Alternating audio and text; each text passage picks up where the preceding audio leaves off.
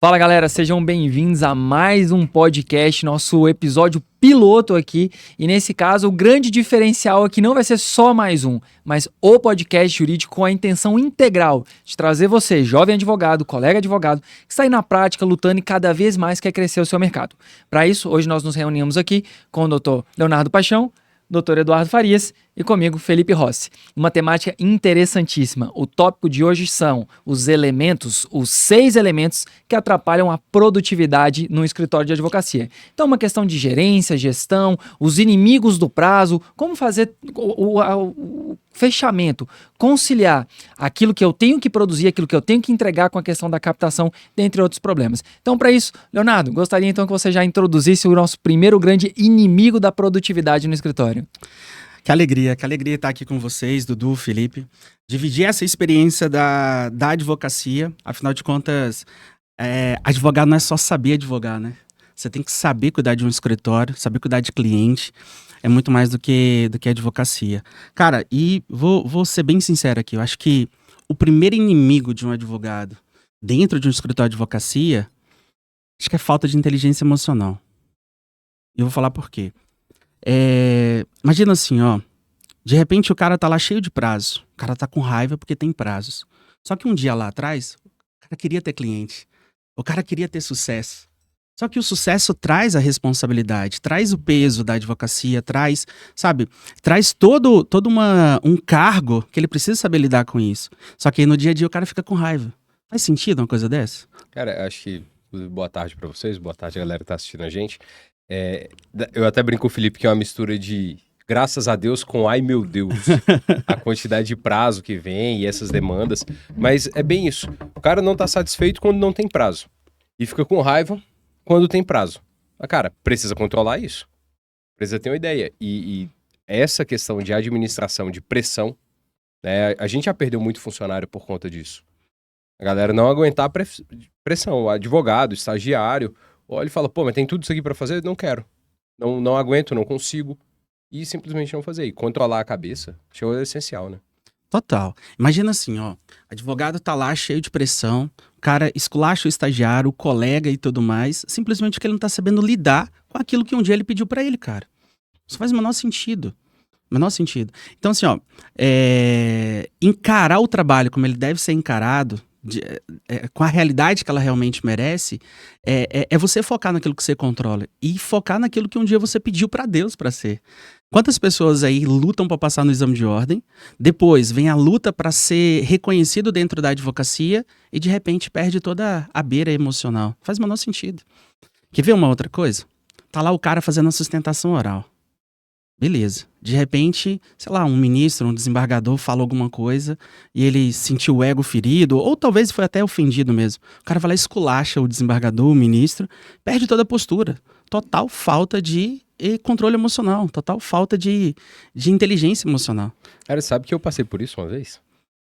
Eu tava fazendo uma sustentação oral, lá em Minas Gerais, naquele caso, a gente importou a teoria de Claus-Roxin, da ideia do funcionalismo, e aí foi aplicar tentar excluir a culpabilidade do cliente, porque o fato já tinha, quando ele começou a ser processado, já tinha mais de 10 anos do fato. E o cara, pô, tinha constituído família, o cara era meu aluno, velho.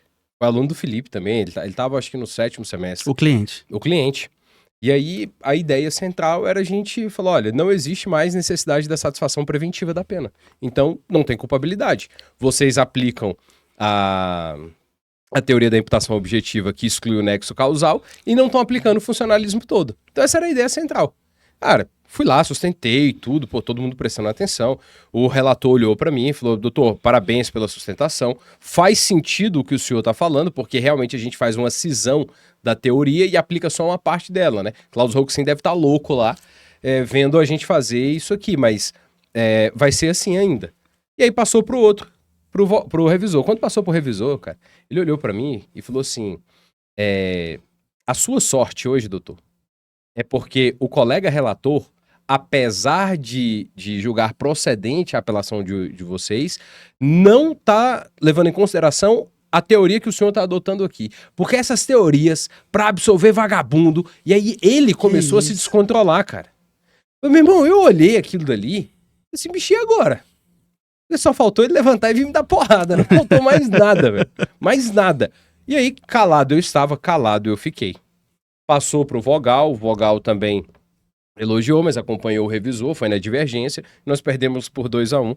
E aí, foi embargo de divergência pra gente tentar resolver o problema. Vou ligar a tecla SAP. Basicamente, o camarada cometeu um crime há muitos anos atrás, não tinha sido preso, estava supostamente foragido, e aí a discussão era, tem um porquê de aplicar a pena depois de tantos anos, quando o cara já estava reinserido, já tinha família, já tinha trabalho, já estava estudando curso de direito, inclusive, e não era um crime de sangue, que a gente fala aqueles crimes de maior gravidade, mas era um crime, sim, contra o patrimônio, que, claro, trazia uma certa repercussão. Então, por conta disso, a tecla SAP aqui pra galera que eventualmente não trabalha em direito penal. Mas um ponto importante, Léo, é que tu falaste da questão da inteligência emocional, mas e no que concerne ao escritório? Digo, Isso que eu ia quando você comentar estava agora. no escritório, tu pontuou esse como seu ponto de partida. Então, a inteligência emocional no escritório, o que tu sente que eu preciso controlar? Aliás, como controlar essa questão de gestão do emocional dentro do escritório?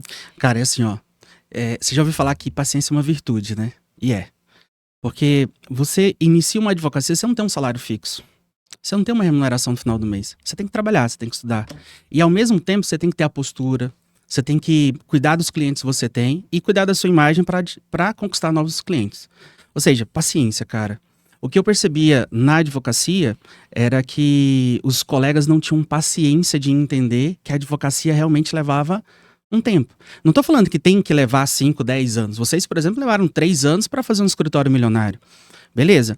Mas o problema é a mentalidade da pessoa. Vem comigo. O cara começa na advocacia e fala assim, pô, vou fazer um contrato aqui, honorários de 5 mil. Aí entra 5 mil naquele mês. Se entrar 5 mil todo mês, tô bem. Mês que vem não tem nada. No outro mês não tem nada. Aí quando vem um negócio, ele fala assim, agora vai salvar a minha vida. Aí vem um contrato de 20 mil, passa mais 2, 3 meses sem. Aquilo vai frustrando o cara de tal ponto que ele começa a achar que a advocacia é o problema. E talvez não necessariamente. Às vezes é entender que é o processo de continuar trabalhando certo, criar novas formas de captar cliente, de conquistar cliente, mas entender que é paciência. Tem um livro, cara, do Jim Collins. Jim Collins é um dos grandes nomes americanos para empreendedores, empresários. E lá dentro ele conta a história de um almirante norte-americano, acho que o nome dele era James Stockdale, que ele foi preso durante a Guerra Fria, foi feito prisioneiro e, enfim, ele sofreu todas as torturas daquela época na prisão e quando ele saiu, 8 anos depois, perguntaram assim pra ele, o que você acha, o que mais te espantou lá dentro da prisão? Ele falou assim, os otimistas morrem primeiro. Os otimistas morrem primeiro, porque todos os meus colegas que foram feitos prisioneiros, eles falavam assim, no dia 4 de julho, aniversário americano, seremos soltos. Vinha o aniversário americano, não eram soltos. Vinha a Páscoa, não, pelo menos na Páscoa alguém vai ser solto. E ninguém era libertado. Vinha o Natal, ninguém era libertado. Essa galera que criava uma expectativa como vai vir uma bola de prata, sabe? O contrato bola de prata, aquele mês que vai salvar, eles criavam essa expectativa assim da cabeça deles e eles eram completamente frustrados. Eles perdiam a força mental e eles acabavam morrendo. E muitos morreram em razão dessa frustração e se entregaram. Ele saiu vivo, mentalidade firme e forte. Então, assim, entender que o trabalho constante, ele devolve. Mas entender que a paciência é a grande virtude nesse jogo do início da advocacia. Hoje, vocês precisam lidar com o estresse de muitos clientes, hoje vocês precisam lidar com o estresse de muitos prazos, saber fazer a gestão, saber delegar, para não criar essa falta de inteligência, essa ruptura com os colegas que estão lá dentro. Porque quando você perde a inteligência, você perde a paz emocional, cara, você perde a qualidade no seu trabalho.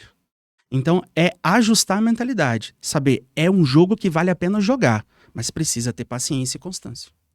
Entendi. E com relação, por exemplo, interessante isso, Léo, mas vou pegar esse gancho e já a gente também quer ouvir o Eduardo sobre o segundo tópico que ele imagina que seja o principal aqui para a gente iniciar com relação de inimigo da produtividade no escritório.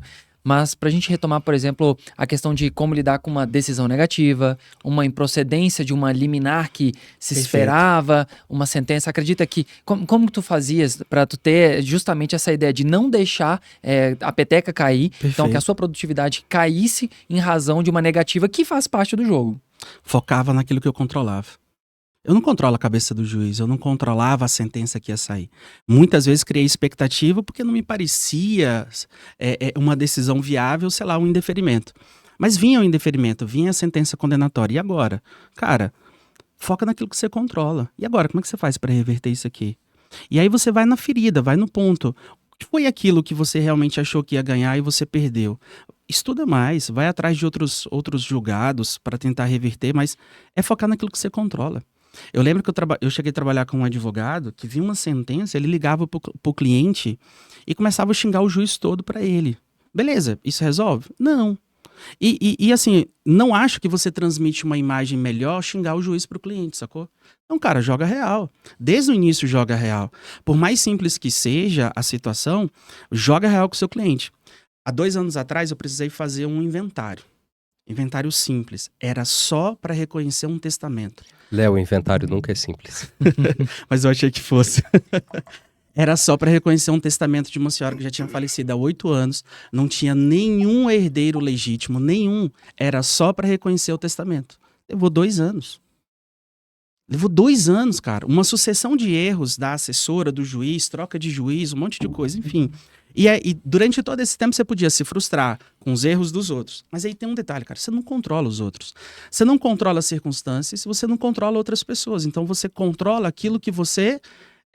aquilo que depende de você. O que depende hoje de você? É um recurso? Beleza. Depende de você provocar o judiciário? Beleza, faz uma petição. Não sei. Mas você... É assim, ó. É quase que uma física quântica, né? Tudo aquilo que você coloca energia... cresce. Se você coloca energia no problema, o problema vai crescer. Mas se você colocar energia na solução, como eu reverto isso? Eu acho que é aqui que você acaba se tornando um grande advogado e advogado de destaque. Mesmo diante daquela decisão inesperada, você consegue reverter. E você agrada seu cliente aqui, isso aqui vai levando para outros clientes. Mas foca naquilo que você controla. Perfeito. Eduardo, de todos esses anos, daqui a pouco aí terminando mais um mês, a gente chega na sua primeira dezena de atuação prática. Bacana. Tem quantos anos de advogado, Dudu? Cara, se hoje não fala que você tem 10 anos, não, porque desde quando eu te conheço, você tem 10 anos. Então, picareta. 15 de abril desse ano, 10 anos. Uma década, todos os dias acordando com a chance de me tornar milionário. Olha que legal, cara. Hoje eu ouvi uma frase que achei sensacional. Que tem a ver com o que você acabou de falar. O cara falou assim: quem acorda para trabalhar, passa a vida trabalhando. Quem acorda para prosperar, vai passar a vida prosperando. Você acorda para ser milionário, você vai ser milionário, cara. É diferente, é diferente. Eu ouvi essa frase logo no início da advocacia, que falava que a advocacia é você acordar todos os dias com a chance de se tornar milionário. Eu achei a frase muito interessante. E aí a ideia, só antes de puxar o gancho que você, de dar continuidade no que você ia falar, essa ideia que você trouxe no início, da pessoa achar que terminou a faculdade e ficou rica. Cara, isso não existe, velho. Isso não existe. Se você for um pobre mortal, se seu pai, seu avô, sua mãe, eles já não são advogados, não tem um big escritório, irmão, é sangue, suor e lágrima. E você precisa, de fato, ter uma estabilidade mental, inclusive aprendendo a fazer reservas e gerir dinheiro para não passar meses apertados, senão... Total. Inclusive no podcast anterior a gente falou muito sobre isso, né? Sim. Sobre saber fazer gestão dos valores. A ideia da reforma, né? Se a gente não tivesse um controle financeiro anterior, porque o que era X virou 3X fácil, e acho que até passou um pouco disso, se a gente não tivesse controle antes... ia fazer o quê? Pegar dinheiro com o banco? Tô maluco? Não faz sentido, né? Agiotagem legal no Brasil. Agiotagem legal? Ou procurar um agiota gospel, né, que só orasse. Não faz sentido. Então, ter essa estabilidade, saber que vai entrar, vai ter fluxo de dinheiro. Você só precisa aguardar e ir gerindo isso, e principalmente a cabeça. Senão... o que manda é a cabeça em tudo. O que manda é a cabeça. Essa questão, sabe? Inteligência emocional é o sentido de você olhar para aquela situação e tomar a melhor decisão possível. É isso que é a inteligência emocional do ponto de vista do seu comportamento. Porque você não controla o que acontece com você. Você não controla a circunstância, mas você controla a sua reação. Você controla a sua interpretação. E ajustar a mentalidade... vai melhorar muito a sua inteligência emocional durante a sua advocacia, porque o cara que pega a carteirinha da OAB e ele acha que por si só já virou ali o milionário, o status, cara, Quanto maior a expectativa, se essa expectativa não tiver alinhada à realidade, maior será a frustração. E frustração, aí vem, né, cara? O cara perde a autoconfiança, o cara vai ficando depressivo, o cara vai até espantando o cliente. Não tem jeito. Então, ou você alinha a sua mentalidade, você ajusta a sua mentalidade nesse sentido, ou vai ser um grande prejuízo lá na frente. Um outro ponto que a gente acabou não tocando, e que depois a gente pode até avançar, mas tem que tomar cuidado também com o lado oposto, né? Porque às vezes a pessoa pega a carteira da ordem e ela acha que ela é o melhor advogado do Brasil. Eu lembro uma vez, tive que trabalhar num caso com uma advogada recém-formada, eu defendi uma acusada, ela defendia outro. Eu falei, doutora, a gente pode marcar uma reunião para alinhar as estratégias? Eu lembro. Resposta, doutor, não preciso alinhar estratégias. Eu escrevo muito bem. E, doutor, eu não estou questionando a sua escrita. E a O que resposta eu não quero- teve nada a ver com a Absolutamente. proposta, né? Falei, doutora, eu quero alinhar estratégias, eu não quero fazer a petição pela senhora. Acabou que no final das contas a gente não conseguiu fazer a reunião, porque ela não quis, porque ela se sentia altamente superior. E aí, resultado final, 2 condenações. Basicamente isso. Agora, assim, para fechar, antes de passar a palavra pro Eduardo, o que eu acredito da questão da inteligência emocional, ela vai para além da expectativa dentro do escritório, da questão de ganhos, recebimentos, vencimentos, ela necessita necessariamente de destacar a produtividade com relação às suas peças, seus prazos, suas frustrações, suas emoções, seu controle e também com a gestão de pessoas, a ideia de emocional dentro do ambiente. Então a questão realmente emocional, ela perfaz vários caminhos e talvez é interessante esse ponto de partida, porque basicamente tu vai estar com múltiplas relações simultâneas. Total. Você tem dentro de casa, dentro do escritório, relação cliente. Então é interessante começar com essa ideia e eu acredito que realmente, de fato, a gente pode começar como E se inimigo for número 1. criminalista, família do cliente, né? Família do cliente, sem sombra de dúvidas. E você ainda tem outro problema, que é a questão de você ter o seu cliente inocente e tá lutando por aquilo que tu acredita, sabe? Para muito mais do que só um contrato, uma relação contratual, você tem um ser humano. Então, quando você pega uma situação dessa que te comove, como indivíduo também, porque é o que eu costumo dizer, quem julga é o juiz. Então, quando chega no escritório, você tem um problema, a gente precisa resolver seu problema, não tem que te julgar.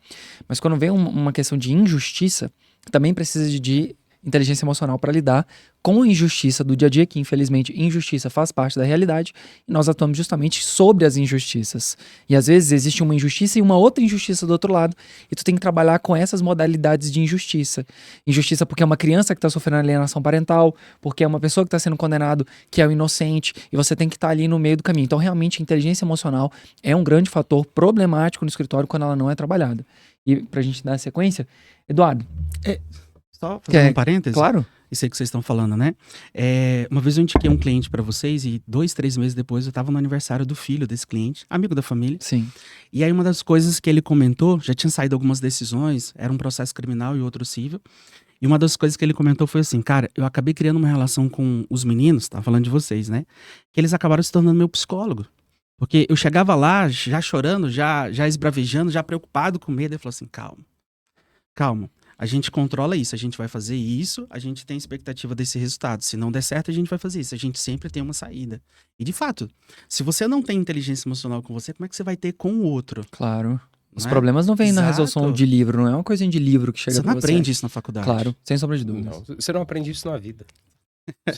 Durante toda a jornada acadêmica, e aí vou até estender a ideia da academia, mas se você pegar lá do ensino fundamental, do maternal até doutorado, você não vai ter absolutamente nada sobre isso.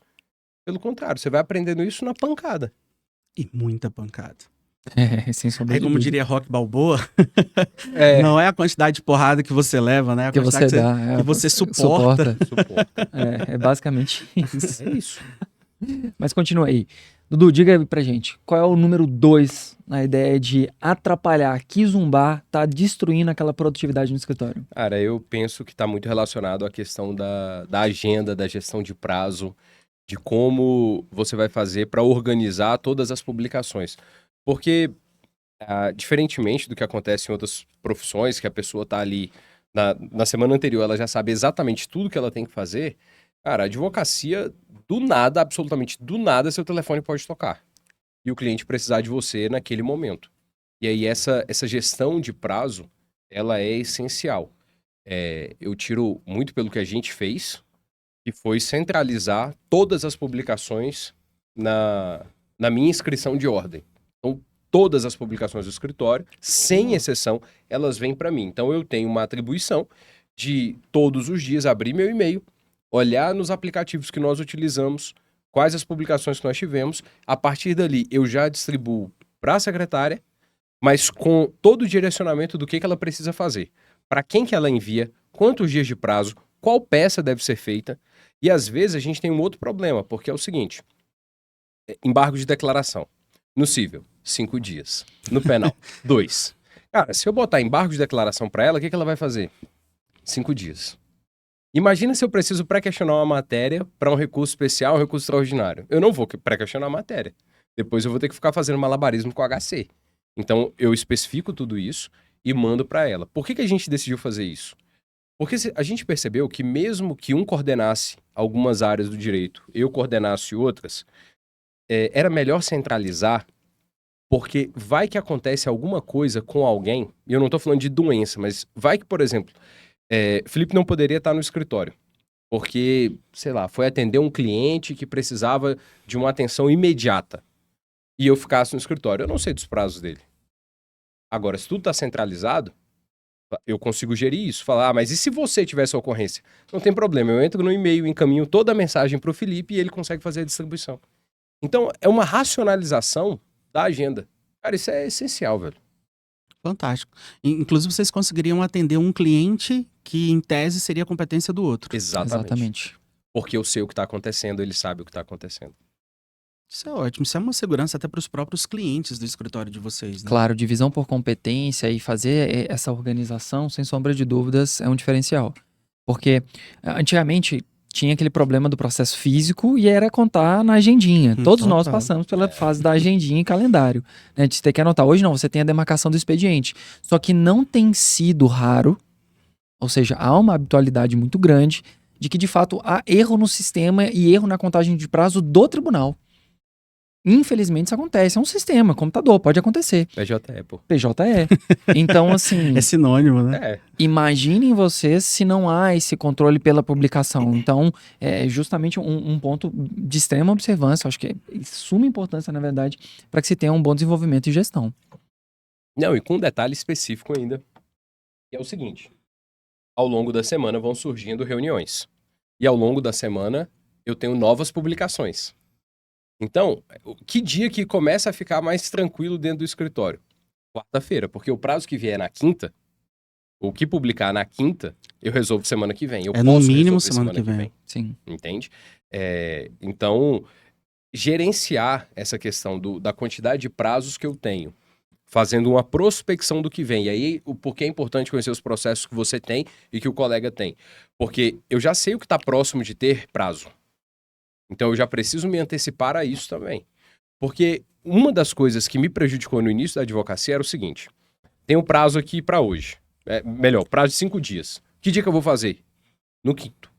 Cara, isso não existe. Isso aí existe quando você tem 3 clientes. Quando você começa a aumentar o número de clientes, se você deixar para fazer isso, você vai perder prazo. Se você não perder prazo, você vai perder qualidade de vida. E aqui nós 3, eu acho que nós podemos fazer isso. Quer dizer, Léo, eu não sei, mas você tem gastrite? Tenho. Ah, então pronto. Já está explicado, né? Parece que é uma doença inerente à profissão. E a gastrite, ela é justamente dessa pressão, cara. Cara, às vezes eu tomo uma cerveja, tomo um uísque com o Felipe lá no escritório, não tenho problema nenhum. Agora, me bota cheio de prazo. Cara, eu vou ficar maluco e eu vou passar mal. Então já sei de onde veio o problema, velho. Então, a ideia é realmente anular. Então, eu vou prospectando quais os prazos da próxima semana. Aquilo que pode vir, vou me preparando. Tento antecipar tudo dentro do horário do expediente. É claro que tem períodos que não dá para fazer isso. Então, você vai fazer de madrugada. E aí, é a vida que você escolheu, parceiro. É isso. Qualquer caminho que você escolha vai ter o bônus e vai ter o ônus. E a advocacia tem seu ônus, que de vez em quando você tem que virar uma noite ou outra. Mas, sendo bem sincero, já deve ter uns 2 anos que eu não viro noite. Justamente por conta dessa questão de organização. Eu vou antevendo os prazos que virão, já faço uma reserva de agenda e fico, inclusive, livre. Teve um tempo, hoje eu não tenho mais um computador, mas teve um tempo que eu tinha Counter-Strike no computador, do escritório. Organização, pô. Se você se organizar, você vai ter qualidade de vida, mesmo que você trabalhe muito. É sobre neutralizar as distrações e neutralizar as interferências, né? Você ganha mais tempo e você ganha mais qualidade. Uma pergunta aqui para vocês. Como é que vocês lidam, por exemplo? Muita quantidade aí de prazo, e aí chega cliente novo, por exemplo. Vocês estão cheios lá de prazo e cliente novo. Vocês delegam os prazos, as petições para os outros advogados e vocês fazem um atendimento. Como é que vocês fazem essa divisão de petição, atendimento? Tá. Com os outros colegas advogados. Vamos lá. Vocês têm um escritório, né? Só lembrando, vocês são sócios de um escritório e tem outros advogados lá no escritório de Sim, vocês. sim, tem a nossa equipe. Ela vai funcionar igual eu conheci, quem não conhece a história do Léo, foi coordenador de núcleo de prática jurídica, era também apegadíssimo com as demandas dele, também advogou durante muitos anos no estado do Tocantins, foi criou a sua carreira na advocacia, também professor. Então, basicamente, eu vejo muito em nós algo que eu vi em ti no núcleo de prática. Basicamente funciona assim como você tinha uma equipe e delegava, casos que demandavam maior sensibilidade necessariamente precisam do atendimento específico. Então, eu e o Eduardo, nós temos hoje uma divisão por competências. Temos um grupo específico do direito penal, um grupo específico do direito civil. Então, delegamos por matéria. Só que existem demandas, existem problemas de tamanha complexidade que é necessário que ambos participemos da reunião no mesmo momento. Então, são os processos tidos como processos estratégicos. Veja, um ponto interessante quando o Eduardo falou da ideia de todo mundo conhecer todas as demandas é que, embora eu seja coordenador da Civil, eu tenho total ciência de todas as demandas criminais que tramitam no processo, assim como o Eduardo tem ciência de todas as demandas cíveis que tramitam no escritório. Então, basicamente, a gente tem uma gestão geral e a equipe precisa também ter, porque na falta, um outro vai suprir. Então, as petições como um todo, nós confiamos porque temos uma equipe que foi construída, lapidada do início. Todos os advogados do escritório foram o quê? Nossos alunos. Então, todos eles a gente acompanhou da graduação à conclusão do curso, à advocacia prática. Então, eu não tenho o menor receio de confiar uma petição a alguém da nossa equipe. Nós temos uma equipe capacitada. Só que, claro, alguns processos, né? Eu e o Eduardo, a gente tem, assim, uma gestão de maior cautela, sobretudo naqueles processos que vão demandar uma questão mais específica. Então, me explico. Se for uma petição de juntada, eu tenho, obviamente, uma equipe. Uma petição de juntada, ela vai ser, obviamente, delegada. Uma petição de intervenção simples, uma comunicação, ciência, um ato. Agora, aquelas que demandam uma questão de alguma discussão mais específica, aí vem um ponto que o Eduardo falou. Ela não vai ser deixada para o último momento, Léo. Que seria exatamente o terceiro ponto que eu vou comentar. Ela não vai ser deixada para o último momento. Então, aquela discussão, ela já foi amadurecida e eu e o Eduardo, a gente não precisa estar lá. Porque a equipe já se reuniu, a equipe já estruturou uma estratégia e agora é a parte mais simples. A parte intelectual, ela já foi construída, ela já foi consolidada. Botar no papel é literalmente escrever. É o mais fácil. É o mais fácil. Construir a ideia, a concepção da ideia, ela é anterior. E ela já foi feita, porque na organização de equipe, a organização de agenda, todo mundo entendendo a inteligência emocional no sentido de controle de prazo, a coisa consegue fluir. Porque não importa o tamanho do problema se a gente já construiu a resposta lá atrás. Então, basicamente, quando nós precisamos nos ausentar, no momento que seria uma petição que iríamos peticionar, qualquer um da equipe já tem ciência do que precisa ser escrito. E, obviamente, ao fim, né, sobretudo processos estratégicos, como esses demandam maior cuidado e cautela, também vão acabar passando pela visão de um ou de outro. Mas aí, Léo, imaginamos que deu emergência. O cliente precisa ser atendido. Cara, eu delego. Chegou um cliente novo no escritório. No final do ano passado, chegou um cliente no escritório que a família inteira estava sendo processada, cara. Que era parcelamento irregular de solo, lavagem de dinheiro, organização criminosa, um baita... Um turismo pelo Código Penal. Sim, e legislação extravagante.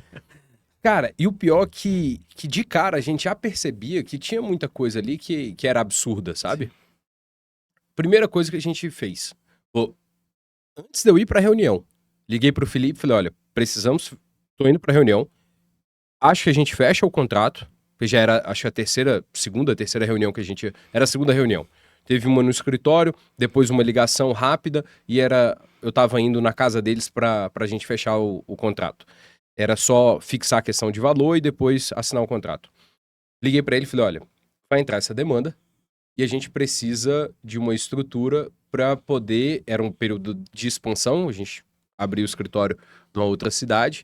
Falei, olha, vão vir os processos de lá, nessa outra cidade, eu não vou conseguir dar atenção, teve uma estratégia que a gente fez para poder se tornar conhecido no local, depois a gente comenta sobre isso, e vai vir muita demanda de lá. Eu preciso de alguém para lá, para cuidar desses processos, enquanto eu dou atenção para esse novo cliente.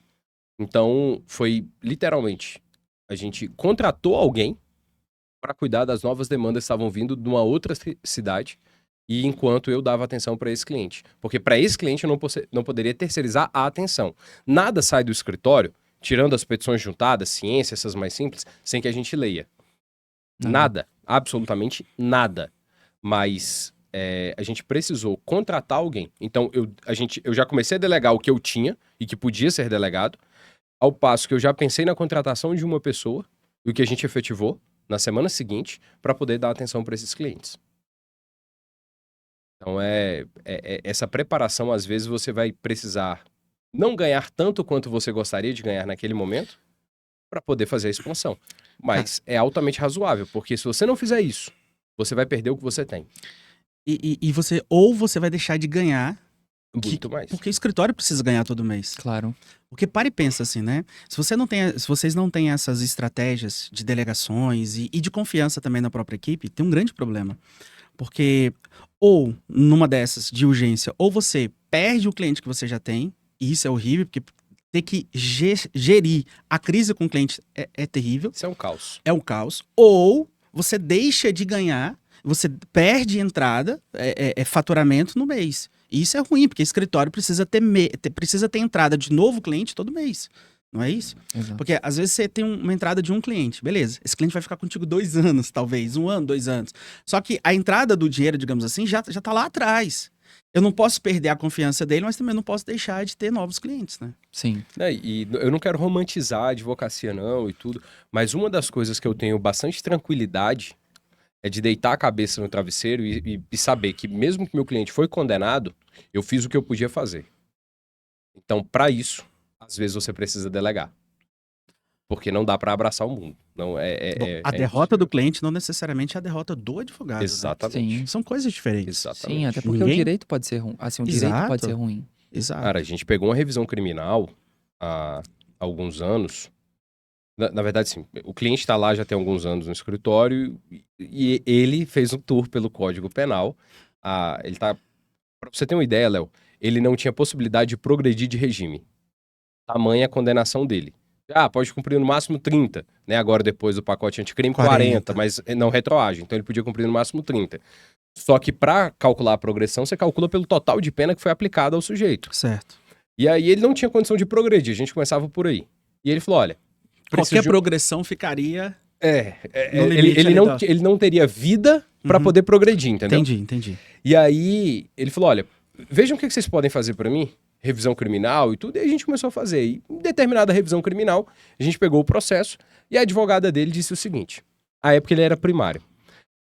Excelência, note que o acusado é primário, ele nunca roubou. Por que ele roubaria agora? Cara, eu não tô mentindo, Léo. Eu não tô mentindo, de verdade. Eu posso trazer os memoriais dessa advogada, a gente oculta o nome dela, mas eu posso te trazer isso. Ela usou isso como tese defensiva. Cara, réu indefeso, você anula tudo. Assim, ela facilitou meu trabalho, mas ela prejudicou a vida do cara demasiadamente. O tribunal reconheceu a falta de capacidade técnica da... O que me assustou, o juiz não ter reconhecido à época. Não, menos mal. Porque era bizarro que o réu estava indefeso. Então, o que eu vejo é que, assim, eu quero crer que essa colega estava com uma alta demanda e ela não conseguia dar a atenção devida. É só você parar para pensar na vida de uma defensoria de um defensor público. O pessoal reclama muito do defensor público, mas ele não é o problema é a estrutura. Porque o defensor público, na maioria dos casos, ele é um bom defensor. Ele é um bom advogado. Porque tem muita prática, muita experiência. Eu concordo contigo. O problema é o seguinte. Enquanto, sei lá, hoje o escritório deve ter uns 700 processos em curso. Mas eu tenho equipe por trás. Um defensor público, ele tem 4.500, 9.000 processos. É humanamente impossível. A depender do estado, não tem equipe por trás dele. Exatamente. Com certeza. Se ele pega mais de uma comarca. Total. Sim. E aí, a crítica vem ao defensor. Mas a crítica não tinha que ser feita a ele, mas tinha que ser feita à estrutura. Ao estado. Ao Estado. Perfeito. Agora, se você, sozinho, vai achar que vai conseguir fazer tudo, não tem como. Então, delegar é essencial, criar uma equipe, assim que possível, ela é essencial, e aquela velha história. Sozinho, você cresce mais rápido, mas junto, você vai muito mais longe. Total, boa essa. Concordo. Boa. Bem, então vamos pro terceiro ponto, mas Vamos lá. recapitulando. Então, primeiro ponto, que vai atrapalhar a produtividade do Falta escritório. de inteligência emocional. Segundo ponto, Gestão da agenda. gestão da agenda. Então, o terceiro ponto, vai por mim, esse aqui costuma te pegar desprevenido e você nem sente. Procrastinação. Boa. E essa é uma temática que A eu gente acho... pode falar disso depois, né? Só um minutinho enquanto eu respondo aqui. Quantas e quantas vezes você não tá ali no meio da peça e de repente aparece aquele status aqui do lado, é o relógio que treme, a cadeira que treme, é o computador que treme, é tudo que treme. Dá até sede. E tu perdeu integralmente a sua atenção. E quando tu vê, já tá 20 minutos parado olhando pro além. E quando você vê, você tava olhando um e-mail. Ou abriu o Globo.com e tu nem queria abrir o Globo.com. Você nem sabe por que você tá no Globo.com. Você abriu o Correio Brasiliense e tu não sabe por que tu tá nesse site. Você tava construindo uma tese, tutela antecipada de urgência. E de repente o Globo.com passaram-se 25 minutos e você não sabe o que aconteceu. Então, a ideia da procrastinação, ela de fato atrapalha muito. E todos nós somos suscetíveis a ela, sobretudo porque a vida é muito dinâmica. Então as coisas são muito dinâmicas, as informações são muito dinâmicas. O WhatsApp, ele é um mal necessário. Eu me explico por que mal, porque te torna muito disponível para além da sua disponibilidade, muito mais que sua disponibilidade permite, você se torna muito acessível. Eu lembro quando nós estudamos, não tinha WhatsApp. E nós somos antigos desse tanto, não tinha WhatsApp. Se você parar pra pensar, 2012 não tinha WhatsApp. Cara, foi uma aluna minha que me falou da existência do WhatsApp. Não, cara, 2012 Pra provar que eu já era tinha, professor já. Pois é, sabe assim, então, quando a gente Mas formou... no início da graduação não tinha mesmo, não. Não tinha, não. Na verdade, eu não usava nem computador na época. Eu não Tinha levava... MSN. Eu usava exatamente esses outros recursos. MSN. Era a transição ali entre Orkut / início do Facebook. Skype. Era uma coisa assim, Mirk, vocês são da época do Mirk? Não. Vocês não. TC no Mirk? TC no Mickey. Eu sou do Facebook pra cá. É mesmo, é mesmo. É. Então, acaba que assim, nós estamos envoltos a muita informação. E aí, muita informação, ela gera também a possibilidade de fuga de atenção. E a procrastinação, eu acredito, e os dois devem concordar comigo nesse sentido, o tanto que é fácil você, por exemplo, pensar, olhei a minha agenda, tô de boa na lagoa, eu confio no meu potencial. E aí você vai ver, tem o quê? Tem uma apelação para hoje no meu prazo. Ótimo, excelente. Aí o que tu faz nas 2 primeiras horas do escritório? WhatsApp, Globo, Correio, fofoca, BBB. E daqui a pouco são 4h30 e você perdeu 2h30 e você pensa assim, e agora? E acaba que a procrastinação, ela é uma coisa, assim, interessante. contagia. E ela é interessante para exatamente isso. Contagia. Porque ela tem esse efeito. Que se eu tô à toa, eu desço e vou conversar, o que eu faço? Eu puxo papo com outro Isso tá que eu ia produzindo. falar. De repente tá uma rodinha do escritório lá já rodando lá. Uma pandemia. 20, 30 minutos ali. E tá todo mundo sentado. Isso já aconteceu algumas vezes. não vou, obviamente, isentar, porque isso também estamos sujeitos a ela. Mas de todo mundo ter prazo e tava todo mundo sentado tomando um café. Em certo momento, quando eu dou o último gole do café, eu penso, o que eu tô fazendo aqui embaixo? Turma, pera aí, bora. Ó, você tem tal prazo, você tem tal prazo, eu tenho tal prazo, vamos. Eu ainda quero fazer isso, eu quero antecipar. Então, assim, para impedir que a procrastinação se torne um óbice, eu gosto muito de fazer isso. E eu recomendo vocês, quem tiver um bom planejamento, inclusive com a questão de agenda, é interessante você colocar checklists da sua rotina. Me explico. Quando você acorda, necessariamente você precisa sair da cama. Então, o primeiro checklist que você tem é levantar. Claro que você não vai anotar isso, mas você começa com algumas pequenas missões. Então você arruma sua cama, você faz seu café, você escova os dentes, recomenda-se, inclusive, né? É de bom tom. A galera não escovava na época das aulas remotas, não, viu? É de bom tom que A faça galera isso. nem levantava, né? Eu Galera só nem abri o levantava. computador e... É de bom tom. Então, estabelecer essa rotina, sobretudo no que tu precisas fazer, acaba sendo de especial importância, porque a satisfação da conclusão de uma tarefa, a recompensa pode ser essa ideia desse ócio. Então, a recompensa de concluir uma atividade, a recompensa de fato fazer algo, ela passa a ser muito importante. Então, se tu tens um prazo para fazer e aí fez o teu prazo com tempo hábil, porque tu organizou sua agenda, porque tu conseguiu fazer a devida conclusão, você tem ali a possibilidade, óbvio, de ter ali um momento ou outro, mas desde que isso não seja prejudicial. Então você vai marcando aquilo que tu vai fazendo, você vai perdendo aquela ideia de procrastinar e deixar tudo para a última hora. Se eventualmente você concluiu antes, aí sim, você vai ter esse tempo, você vai ter esse prazo. Então, a inteligência emocional para lidar com a pressão, sabendo fazer uma devida organização e colocando ali na sua cabeça que elementos procrastinatórios, aquela fuga de atenção vão existir, é natural, assim como os dois pegaram no celular agora enquanto eu estava falando. Basicamente, isso virou uma realidade, essa altíssima disponibilidade. E que não quer dizer falta de atenção, mas é aquele momento, é aquela fuga de 1 segundo que você esqueceu aquele artigo, ou que você passou daquele detalhe. Então, isso acaba te atrapalhando. Existe um recurso interessantíssimo, recomendo, modo não perturbe. Modo de trabalho. E você consegue colocar, por exemplo, silenciar grupos. Então, esse tipo de estratégia, ela te ajuda, em especial quando você tem dificuldade de concentração. Tem mais ainda, cara. Hoje em dia tem aplicativos que bloqueiam outros aplicativos. Sim. Então você pode baixar aplicativos que bloqueiam o acesso às redes sociais, a determinados sites. Isso tanto em computador, notebook, quanto para o próprio celular. Então, por exemplo, a PPBlock ou Forest, por exemplo, eles trabalham o Forest trabalha em técnica de Pomodoro. Na minha opinião, uma das coisas para salvar uma pessoa que tem a procrastinação crônica. Vamos lá, né? Maior ou menor grau, todos nós procrastinamos. Claro. O problema é quando a procrastinação se torna um câncer ali para você, um problema, um perigo. Mas aí vamos lá, você chega no trabalho e aí você já conecta ali um app, sei lá, o Forest, que trabalha em técnica de Pomodoro. Como assim? Você diz pro app, cara, eu vou trabalhar aqui na próxima 1 hora e meia.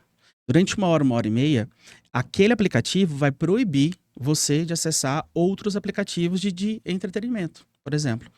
Se você tentar, você vai ver que você vai entrar e ele vai bloquear, você vai sair automaticamente. Essa é uma forma de driblar e neutralizar as suas interferências. Claro, Cara, mas muito interessante. super interessante. Mas lembre-se, a técnica Pomodoro é uma questão de uma doença, talvez assim, eu não vou colocar crônica, eu vou colocar no caso aguda.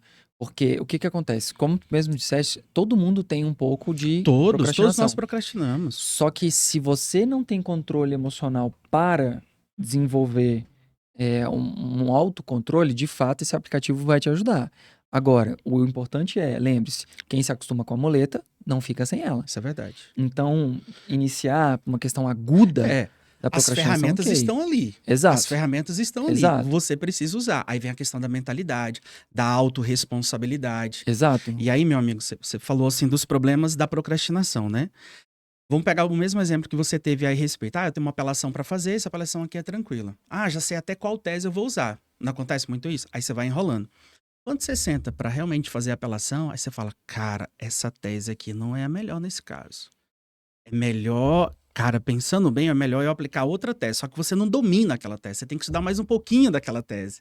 Aquilo que era rápido, aquilo que era fácil, de repente, eu preciso de mais tempo. Mas cadê o tempo? Eu tive um amigo meu que ele me ligou um dia, era para acompanhar um flagrante lá no estado do Tocantins, estávamos lá em Araguaína, e ele me ligou para acompanhar um flagrante de homicídio. E eu falei assim, por que você não vai? Cara, porque tem um prazo acabando hoje. Eu falei, que prazo? Uma resposta à acusação. Resposta à acusação, prazo 10 dias. Ou seja, ele deixou para fazer a resposta à acusação no último dia, era na época de processo físico, ou seja, tinha que ir ao fórum até 6 horas da tarde, não dava para fazer o protocolo à noite, ele perdeu uma causa. Porque eu cobrei pelo acompanhamento do flagrante, e depois que eu acompanhei o flagrante e orientei o cara, quem que vocês acham que ele contratou? Claro. Ele perdeu um cliente justamente pela procrastinação.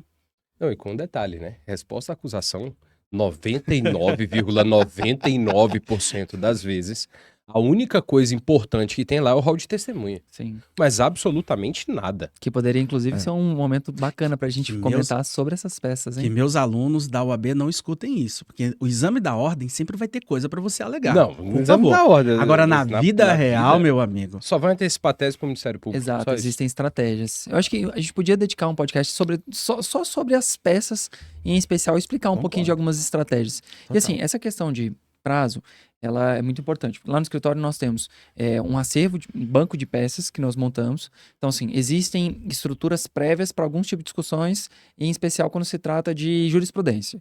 Então, um determinado assunto, a gente já tem jurisprudência, aí atualiza-se e tem algumas estruturas. Só que eu e o Eduardo, nós temos um hábito artesanal. Parece que nós estávamos naquela época antiga de lapidar pedra para construir a obra de arte. Então, tanto eu Vocês estavam quanto o tirando Dudu, leite de pedra. nós temos pior que não. É uma coisa que é minha e dele. A gente faz tanto isso em sala de aula com os alunos, e em curso também que a gente dá para colegas advogados, que eu e o Eduardo a gente costuma fazer o quê? Construir a peça do zero. Cara, eu não gosto de modelo, velho. Todas as peças. Eu e o Me dá Eduardo, nós angústia. temos, a gente tem a estrutura, a gente tem toda essa disponibilidade para a equipe, mas quando a gente tá fazendo a petição, acaba que eu vejo, eu chego na sala do Eduardo, tá lá ele colocando O endereçamento. um endereçamento. E eu fico olhando assim, não é possível, é a mesma coisa, a gente mantém isso. Claro, não é por conta da questão de tempo, não. Mas sabe quando você quer ter o controle? Absoluta certeza de que você não O vai controle cometer aqueles erros total. bobinhos, né? De copia e cola. É. Não, e o que me mata é quando eu vejo alguma peça de algum colega advogado que manda pra dar uma olhada, alguma coisa nesse sentido, ou às vezes até eu olho dentro do processo e eu vejo que o cara pegou a peça do Google. Ah, isso é horrível. Nossa! E tem vários aquilo indicativos. ali- Tem. Vários Não- indicativos. Não adianta, o cara pode arrumar tudo. Exato. Continua tendo indicativo. Se você coloca ali na sua peça sem um artigo de referência, eu já sei de onde você tirou. Cara, E começa daí. e Já aí começa daí. você Os nomes das peças. tá me lembrando do meu pai. E, cara, há 12, 13 anos atrás, meu pai falando, poxa, se você quiser advogar, você vai ter um banco de petições que você pode utilizar. Porque lá na época que ele estava na polícia, contato com muitos advogados, né? Falava de um CD que tinha lá, não sei quantas mil peças. E hoje, aí um tempo atrás, ele veio conversar comigo. Falei, e aí, como é que é lá no escritório? Você tem um CD com as peças? Eu falei, pai, primeiro que CD ninguém mais usa. Né? E segundo que eu não faço um negócio desse, porque eu não consigo, não. Eu não consigo, de verdade. Mas isso só os dois aqui, né? Isso não é recomendado, inclusive, para você que tá aí nos assistindo hoje. É interessantíssimo que tu tenhas em mente o seguinte: é bom ter acervo, é bom tu ter as suas peças já construídas, mas que no primeiro momento tu faça elas, né? Que não pegue, você pode se basear, mas não copie integralmente uma peça, construa do zero. Por exemplo, uma coisa que a gente tem muito orgulho de falar. É porque existe uma diferença. Desculpa, Claro. cortando. É porque existe uma diferença entre copiar e colar para modelar. Claro. Uma coisa é você olhar, início de carreira, você não sabe realmente. Você tem que olhar alguma coisa. Você olha para modelar. Deixa eu ver aqui como é que é a estrutura. Você entendendo como é que é a estrutura, você faz do seu jeito. Você faz do seu jeito. Isso. É outra coisa. Claro, perfeito. Então, assim, uma coisa que, né, que a gente tem muito orgulho é a questão dos contratos. Contrato, a gente não pega um modelo de contrato, a gente ouve as suas discussões, seus problemas, a gente entende sua empresa, às vezes vai na sua empresa, conhece a estrutura da sua empresa e monta um contrato para sua empresa. Então, um contrato nunca é igual ao Quando outro. vocês são contratados para montar um contrato Exatamente. empresarial. Exatamente. Então a gente tem que Tá. conhecer. Eu lembro quando a gente foi fazer uma aquisição de cotas de um hospital. E aí a gente teve que estudar a estrutura do hospital para entender como que aquela pessoa ia ser inserida naquela estrutura. Seja como ideia de sócio, associado, prolabore, forma administrativa, se não era, com todo o planejamento, que inclusive vai além da questão de gestão jurídica. Porque quando o cliente ele te procura, às vezes ele tem problema que ele nem sabe. Ele nem sabe que tem aquele problema. Então você precisa antecipar. E aí naquele ponto que você consegue captar do seu cliente uma nova demanda. Então isso passa a ser muito interessante. É um ponto importante. Mas para não... Isso aqui são... Cara, você dá um novo podcast. Claro, né? total. Formas De captação, sim. Formas de novos contratos, Mas são novos coisas honorários. que a gente aprendeu com o tempo, né? Tem muita coisa pra gente conversar. Esse assunto é muito amplo. Mas, ó, então, vamos lá. Inteligência emocional, agendamento, controle de agenda e controle de procrastinação. Saber lidar com esse vício. Léo, agora vamos lá. Mais um. Manda a boa. Manda. Inimigo da produtividade no escritório. Cara, vamos lá. Advogado que não sabe ser líder de verdade. Ele vê concorrência em tudo. Assunto bom. Cara, imagina. Vocês têm quantos estagiários hoje no escritório de vocês? Então, com... Três 3. estagiários. 3 estagiários. De vez em quando vocês se surpreendem com os estagiários de vocês, sim ou não? Sem De vez em dúvidas. quando. Sem dúvidas. Mas de várias Mas- formas. Positivamente aliás, que eu tô falando. Positivamente? Positivamente. Então é de vez em quando mesmo. De vez em quando. Mas isso... Não, brincadeira. Por quê? Vocês dão espaço pra galera. Sim. Vocês são professores. E quando você é professor, acho que você leva isso com mais leveza. Claro. Porque você já tem na sua essência aquela virtude de ensinar. Sim. Aquilo que eu sei, eu transmito para outra pessoa. Agora imagina um escritório de advocacia, da estrutura da de vocês, o cara não se permite ensinar o estagiário ou ensinar para o estagiário o que ele sabe. Porque ele tem medo do estagiário depois aprender a se tornar advogado e virar concorrente dele. Cara, isso não faz sentido. A curto e médio, longo prazo, isso não faz sentido. Porque a curto prazo, ele está se prejudicando o escritório. Se ele não ensina, não transmite o que ele sabe, o estagiário ou o colega advogado que seja, né, não sócio ali do escritório, ele vai sempre fazer algo do jeito que você não gosta. Isso vai aumentar o seu tempo de correção, você vai ficar frustrado, você vai ficar com raiva, você, pô, tem que ensinar de novo e tal. Mas E você ainda não vai botar a culpa no estagiário. ainda vai ser culpado do estagiário. Mas isso porque o cara tem um senso, o advogado ali tem um senso de tudo que ele olha é concorrência. Quer ver outra coisa? Uma vez eu fui fazer um tribunal do júri e era um caso de um sujeito que matou a esposa com uma marreta, 4 horas da manhã. Matou 2 marretadas na cabeça da mulher. Ele foi no quarto que tinha 2 enteados, deu uma marretada na cabeça de cada um dos enteados. Foi no outro quarto que tinha um terceiro enteado e o filho dele. Ele deu uma marretada na cabeça do terceiro enteado, pegou o filho e saiu de casa. Do nada. Absolutamente do nada. Não tinha ameaças, não tinha histórico de ameaça, tinha nada, do nada. Ele pegou o filho e saiu. E aí, no final daquela tarde, ele aparece no velório da mulher, os filhos estavam internados, os enteados internados, e ele fala, fui eu. Primeiro momento você fala, é doido, né? Doido, só que eu peguei o processo só para fazer o júri, eu não tinha acompanhado a instrução. Então, eu não tive a oportunidade de pedir uma insanidade mental, né, de pedir a suspensão do processo para fazer uma insanidade Excelente. mental, não tive, eu não tive essa oportunidade. Eu simplesmente cheguei e faltavam 3 semanas pro júri. E aí eu li todo o processo. Quando eu li todo o processo, eu falei assim, cara, nem a confissão eu consigo sustentar aqui pra ver se eu consigo uma atenuante. Nada, não tinha nada. Aí eu fui conversar com um amigo meu advogado. Ele falou assim, Léo, alega um indúbio pro réu. A dúvida de que ele é doido, a dúvida de que ele, né, tem ali uma doença mental, tal. Falei, cara, esse negócio não vai emplacar num júri. Dúvida de que o cara tinha uma doença mental, algo do tipo. E aí fui conversar com um outro com um estagiário, e ele falou assim, cara, mas como é que você vai falar isso se você não é médico? E ao trocar uma ideia com o estagiário, eu tive uma ideia, sacou? Eu falei assim, cara, na verdade, eu não sou médico, o promotor não é médico, o juiz não é médico, e nenhum médico passou por esse processo. Aí eu cheguei em plenário e sustentei o quê? Falei assim, olha, nem eu e nem o promotor de justiça podem dizer que ele é doente mental. E nem vossas excelências podem julgar esse cara com suspeita, com a possibilidade dele ter tido um surto psicótico e ter um problema mental. Ou seja, vossas excelências não estão aptas para julgar esse processo. E foi isso que eu sustentei em plenário. Terminou ali o primeiro debate. O juiz, presidente, que eu tenho uma admiração por ele até hoje, foi o primeiro júri que eu assisti, foi a presidência dele, então tinha um carinho muito grande por ele. Ele chega para mim no intervalo do almoço e fala assim, doutor, se a tese do senhor der certo, o que eu faço? Nem o juiz sabia o que faria, né? Falei, excelência, na minha opinião, o senhor tem de dissolver o conselho de sentença e fazer insanidade mental. Falei, não, doutor, eu não posso fazer isso. Falei, excelência, mas se eles não estão aptos a votar... Aí ele virou para mim e falou assim, não, então tá, eu vou colocar na quesitação. Falei, não é uma questão de quesitação. Doutor, mas o Código de Processo Penal fala que precisa de maioria na quesitação. Eu estou falando para perguntar se todos eles estão aptos a votar antes da quesitação. É diferente. Que também é obrigatório pelo Código de também é Processo obrigatório. Só que esse júri, Dudu, foi no ano de 2011. Foi um dos meus primeiros júris. 2011. E a alteração do CPP tinha sido em 2008, então tinha muita coisa crua ainda na cabeça de todo mundo. Não tinha jurisprudência sobre isso, não tinha nada.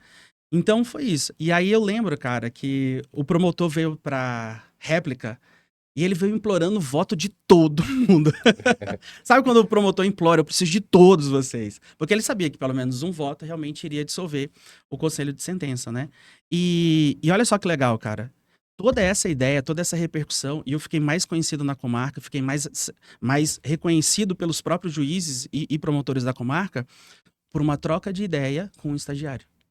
Sim. Uma troca de ideia com o estagiário. Então, assim, não dá pra você olhar pra tudo e ver concorrência. Não dá pra você olhar pro Eduardo e ver no Eduardo a concorrência. Claro que Não não. faz o menor sentido. Cara, Isso eu ia chegar destrói o nesse escritório. ponto agora. Porque se você tem um sócio e você quer competir com o sócio, meu velho, é um tiro no pé. No pé não, na cabeça. E a sociedade vai ruir. Precisa entender que cada um tem seu espaço, que vai ter um mês que um vai fechar mais contrato que o outro, que um vai ter mais êxito do que o outro em determinados momentos, depois isso inverte, depois inverte de novo. Cara, a ideia de sociedade, ela tem que ser como um casamento. Sim. Então, a ideia em especial aqui é, se tem uma pessoa na face dessa terra que torce pro Felipe ser rico, sou eu. Tem alguém. A riqueza dele A é riqueza a sua. dele é a minha riqueza, cara. Sem divórcio, olha que maravilha. É melhor ainda. Então, cara, se tem alguém que quer que ele troque a BMW 320 dele por um Porsche, sou eu. Se tem alguém que quer que ele compre um jatinho, sou eu. Então, essa ideia e esse respeito mútuo, guardando sempre a admiração pelo outro, e não essa competição, é sensacional. Cara, como eu gosto de chegar numa sala de aula, porque uma das faculdades que a gente dá aula junto. Como eu gosto de chegar numa sala e perguntar assim, já tiveram aula com o Felipe? Aí o pessoal, o Rossi, falou, Fala, pô, professor sensacional. E, pô, a aula do cara é fantástica. Ele fala, a gente entende. Pois é, meu sócio. Gostoso, né, cara? Cara, é muito legal. cara. É muito legal. Cara, eu já começo sendo respeitado por conta dele, porque ele entrou em sala primeiro. Cara, isso é fantástico pra mim. Isso já me traz um conforto pra entrar em sala. Só que essa mentalidade, Dudu, dentro do nosso mercado, ela é muito reduzida. Sim. Ela é muito reduzida. Eu tô falando isso entre sócios do mesmo escritório, mas também entre os advogados de outros escritórios. Você vê, por exemplo, eu não tenho nenhum problema em dividir uma tese e um raciocínio com um colega advogado. Mas vai num jantar e vê um jantar entre advogados, vê quantos estão dispostos a fazer essa troca de ideias. Cara, mas é porque se tem uma classe que é desunida, é advogado, bicho. Infelizmente, nesse isso é sentido, verdade. sim. Mas eu acho que nós três, e é interessante a gente compartilhar isso, nós temos esse diferencial por conta da sala de aula, né? Então, assim, vou dividir com vocês, o Eduardo obviamente viveu isso, mas teve um aluno nosso que começou a trabalhar conosco, ele foi crescendo, e ele foi lá e propôs comprar uma parte do escritório. E sabe, então assim, de onde ele aprendeu a advogar? Onde ele aprendeu a ser advogado? Conosco. Então, basicamente, lá atrás, quando a gente tinha uma ideia ainda inicial, hoje as coisas mudaram, obviamente. Inclusive, ele está brilhando dentro do nicho dele, nós torcemos muito.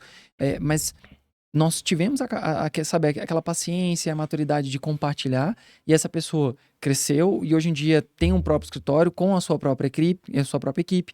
Hoje, os nossos alunos nos ligam tirando dúvida, a gente compartilha e não tem aquela gana, até porque, Léo, o que a gente verifica muito é isso. Quem acha que tá sozinho, quem fica sozinho, quem nada sozinho, morre afogado. Morre.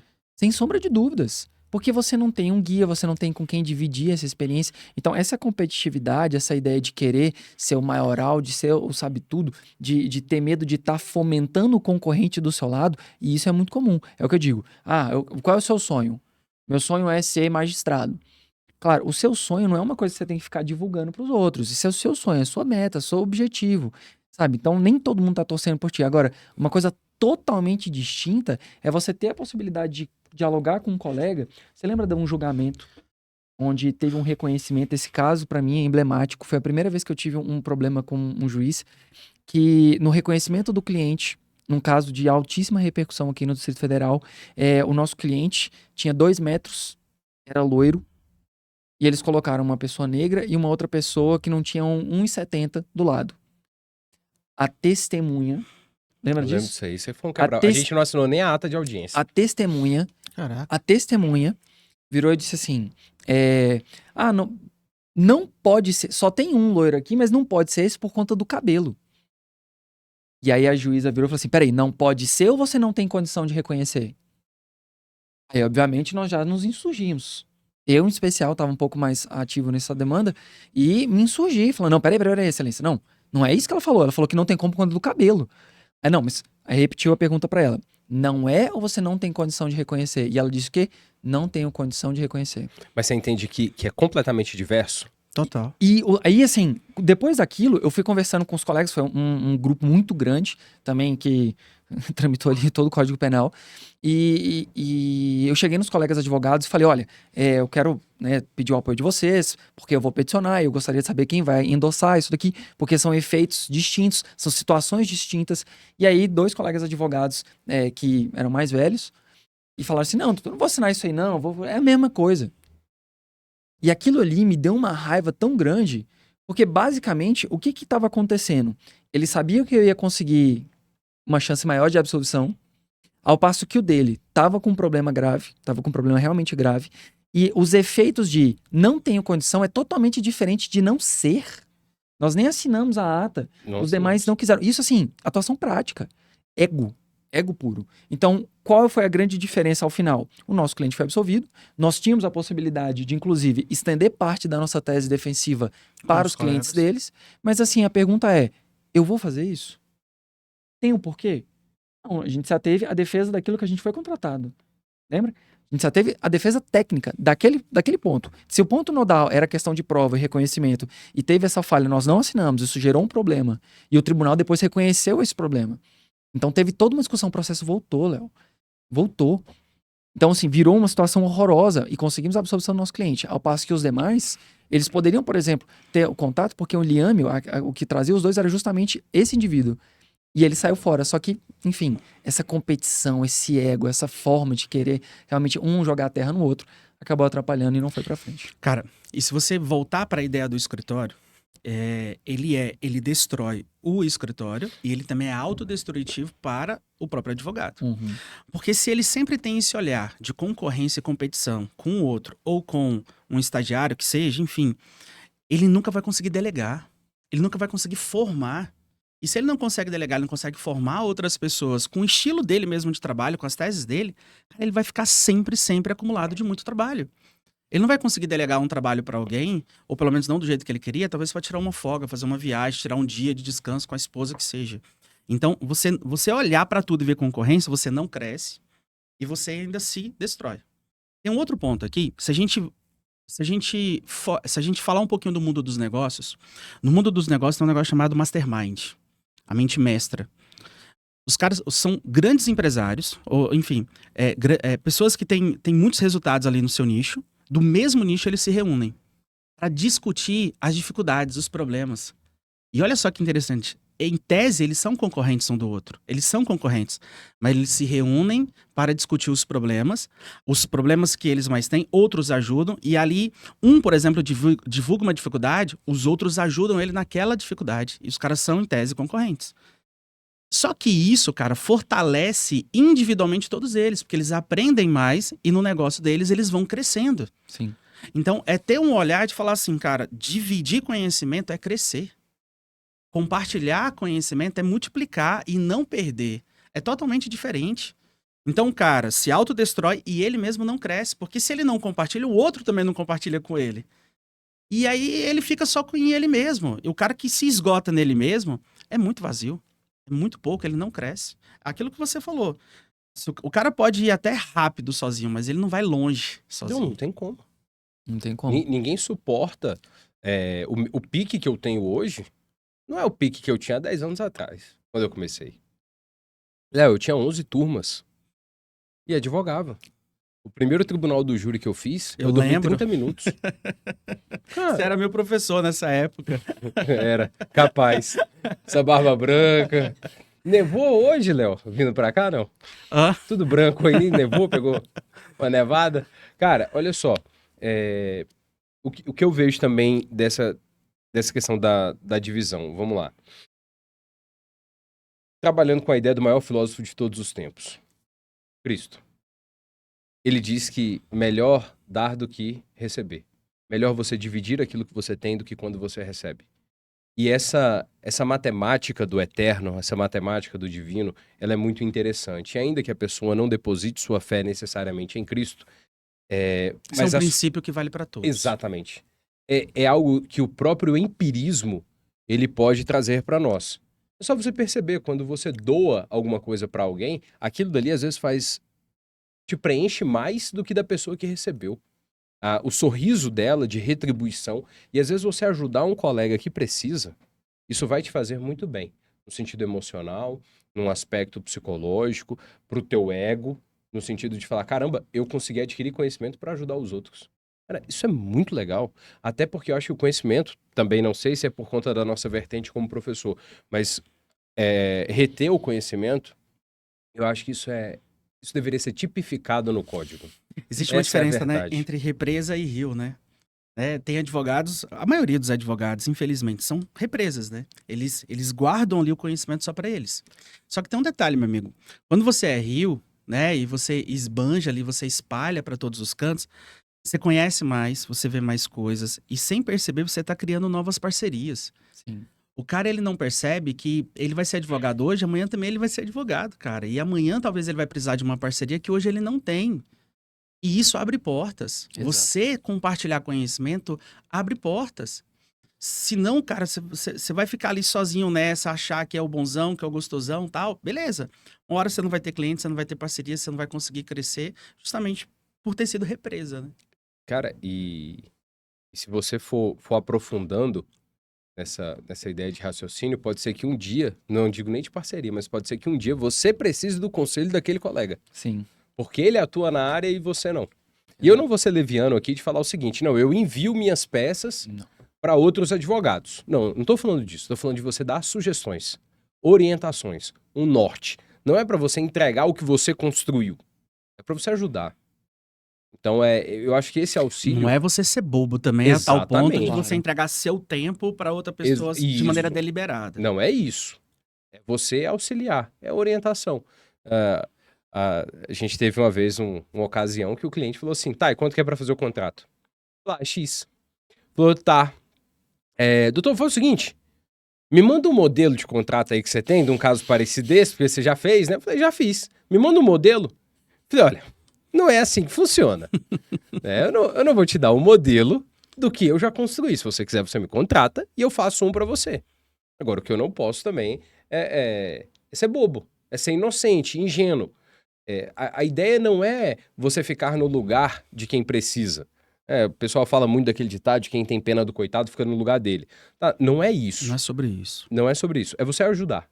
É auxiliar. Eu acho que isso vale a pena e isso traz retorno. Total. Show. Uma curiosidade, né? Você já deve ter pego alguma demanda com outros advogados dentro do mesmo processo, né? Sim. E dentro desse processo, os advogados escondiam as próprias teses assim, até o finalzinho, né? Sim. Sem perceber que um iria ajudar o outro, iria compartilhar o outro. Isso aconteceu comigo uma vez no tribunal do júri. Cara, eu tava lembrando aqui de um tribunal do júri que a gente fez, pouco antes da pandemia, no ano da pandemia, 2019, que eram os 3 irmãos que estavam sendo acusados de terem matado o tio, lembra? Ah, lembro. A gente teve que Cada partilhar réu é um advogado diferente. Sim. 2 réus nós estávamos defendendo e um terceiro réu Era era... outro advogado. Tinha até o que tinha um alcunha engraçado, um colega advogado que tinha um três que virou a madrugada. Que era uma advogada. Não, você tá confundindo. Esse aí foi lá no Goiás que a gente fez. O que eu tô te falando foi o que aconteceu aqui esse no foi DF. muito bom. Esse foi excelente. Esse caso é incrível. Porque a gente dividiu um plenário com o defensor público e quando... Eu ainda espero ter um rosto mais jovem do que a idade que eu tenho, mas a época era mais ainda. E o colega defensor olhou pra gente e a primeira coisa que ele falou foi: não gosto de Novinhos. dividir o plenário com o advogado. Uhum. Foi a primeira frase do cara pra gente. E, cara, inacreditável que eu Foi. tô ouvindo um negócio Inacreditável. desse. Foi. E não partilhou tese, não quis conversar muito. E aí, na própria gestão do tempo, ele virou uma hora pra gente e falou o seguinte: posso entrar primeiro? Aí a gente já tava meio puto, falou: pode entrar primeiro, o senhor tem 30 minutos. Porque como a gente tem Dois outros réus, 2 outros sim. réus, 1h30. acrescenta até mais 1 hora, ficaria as 2 horas e meia. A gente falou: não, mas se você puder terminar em meia hora, ele falou: meia hora é suficiente. Falei, tá bom, vamos dividir aqui. Então, internamente, eu e o Felipe. E cara, eu sei que no final, ele falou que se ele matar um dia alguém, a gente defende ele. Os 3 irmãos foram absolvidos, sabe? Mas esse ranço, Foi a forma dele pedir essa desculpa barreira, pela foi a forma dele idiotice. pedir desculpa. Mas também vamos aqui salientar. É um defensor público incrível. É uma pessoa, um ser humano Sim, sensacional. O Dr. Tiago Almeida. Ele é realmente um cara diferenciado. Porque ele vai muito além do trabalho. Então ele se importa com a família do preso, ele se importa com o caso. Na verdade, ele falou talvez mais por uma preocupação do que qualquer outra coisa. Exato, com certeza. Exato, Foi. porque inclusive depois ele confidenciou a nós da questão de a prática mostrou para ele que não havia uma qualidade técnica tão contínua. Que inclusive vai ser o 6º ponto aqui que eu vou acabar comentando. Dessa questão de problemas de gestão do escritório. Então, basicamente, essa ideia de falta de qualidade técnica que ele via, trouxe nele esse receio de um caso que ele acreditava muito, ao final ser perdido por uma falta de técnica. Eu entendo completamente. A gente já dividiu o plenário com outros colegas, e aí sim, esse caso do aí Goiás... o caso do Goiás. Esse caso do Goiás, a gente dividiu, né? E a gente abriu as teses, a gente conversou. E no final, Léo, aconteceu uma coisa surreal. Sabe quem eram os mais novos? Nós. E pra quem não é da área do crime, né? Do criminal, Pelo funciona menos assim. do direito penal. Do direito penal. Vamos lá, como funciona? Tu tens um momento inicial de fala, então vai ser ali a primeira fala do Ministério Público, depois a fala da defesa, e aí você tem réplica e tréplica. Neste caso em especial, na tréplica, o momento que iríamos voltar, né, e voltamos, os outros 2 colegas advogados, te lembra disso? Não voltaram. Então, nós partilhamos o tempo com eles no primeiro momento e fomos os últimos No debate. Quando da tréplica, o Ministério Público falou da réplica, e na tréplica os 2 falaram assim, não, a gente não tem o que falar, pode falar. E um deles, inclusive, falou assim, você se importa de estender a defesa do seu pro nosso? Sabe? Então, isso foi... Eu acho que foi um ápice também da humildade, né, desse colega, que ele pediu para estender a questão. E aí você imagina, eu e o Eduardo, a gente negou? Não. Claro que não. Até porque a situação dele era muito próxima da nossa. E o prejuízo dele era o prejuízo nosso também. Porque chega nesse momento que é igual ao escritório. Se a engrenagem do prazo não roda aqui, você vai ter um problema aqui também. Porque se alguém não fizer, vai sobrar para quem? Para mim. Faz muito sentido. Você entende? Então, eu preciso ter uma produtividade tão boa, assim como eu disse anteriormente, tão boa ali no início, que ao final, quando eu for ler, vai ser exatamente aquilo que eu esperava. Mas para que aquilo ali chegue naquele momento, veja, tem que ter a dedicação, tem que ter, obviamente, a instrução, mas uma coisa que eu e o Eduardo, a gente concorda nesse ponto, tem que ter proatividade. Tem que ter proatividade. Então, a pessoa precisa ter proatividade para querer também aprender, porque não adianta você querer compartilhar e a pessoa não quer. Cara. Então, esse sentimento de ciúmes que existe do ego, ele pode existir, mas não adianta nada você ter ciúmes de alguém que não tem proatividade, porque senão aquilo ali vai ser só uma barreira que você mesmo está construindo. Mas, obviamente, pra gente retomar, falamos um monte de podcast, é sempre massa por isso. Mas espero que você esteja curtindo aí bastante. Vamos lá, então, pra gente dar continuidade sobre... Deixa eu só te interromper aqui, Claro. porque eu acho que talvez tenha ficado pesado o que eu me referi ao Thiago, ao doutor Thiago, no curso do plenário, as coisas foram mudando, e aí compartilhando foi informações incrível. e tudo. E aí ficou sensacional. Então, eu entendi a resistência dele inicial, Claro. sabe? Mas depois foi um dos melhores plenários que a gente já fez na nossa vida. E partilhando com o advogado. Sim, sim, foi muito bom. E a gente aprendeu também bastante. Virou um amigo, né? Sim. Onde a gente se encontra. Já encontrei ele esperando a audiência de custódia, esperando a audiência. E um dia, absolutamente do nada, eu tava assistindo um jogo e ele bateu nas minhas costas. Mas não era do Fluminense. Eu tomei não. um susto. Claro que era do Fluminense. Eu Cara, tomei o que um leva susto. uma pessoa. O que leva uma pessoa a torcer pro Fluminense? O senhor. Não. Senhor Eduardo. Carência afetiva, cara. Você precisa de cura. Léo, no momento em que pese haver um cenário político envolto atrás disso, faz o L, cara. Faz o L de Lorenzo. Ah, bom. O maior atacante da América Latina da atualidade é nosso. Começou no... Germancano. Começou no Tá vendo? tribunal O do júri. cara, quando é pequeno demais, torce pra um time muito pequeno, já vai na defensiva, já vai pro ataque. Nós somos melhor. Quem diz que vocês são melhores? Cara, toda a mídia jornalística em volta disso e os números Ah, que desculpa. só comprovam porque- a finalização do cara. Mas eu tenho 2 perguntas. Isso aqui, eu sei que torce pro Internacional, o cara do Rio Grande do Sul. Você Ele- torce pro Internacional? Hoje em dia eu tô fora do futebol, né? Léo, Eu tô assistindo... Ele podia torcer pro Grêmio, mas ele decidiu torcer pro Internacional. Ele não vale. E você, torce pra qual time? Eu não torço pro futebol. Isentões. Vocês... O único carente afetivo aqui que eu conheço é você, só. Não, podia ser pior. Isso é porque é Falar muito bem nisso- casado. Falar em casamento... Isso é Primeiro podcast Isso é tópico de um de podcast alguém próprio. aqui depois. Do casamento. E Quer que saber- casamento. E que casamento. E que casamento. O cara casou no Cruzeiro, velho. Ah, para. E o Para, celebrante né? do casamento dele? Eu achei sensacional. O Mas- cara conseguiu levar 120 convidados para um Cruzeiro, cara. É brincadeira.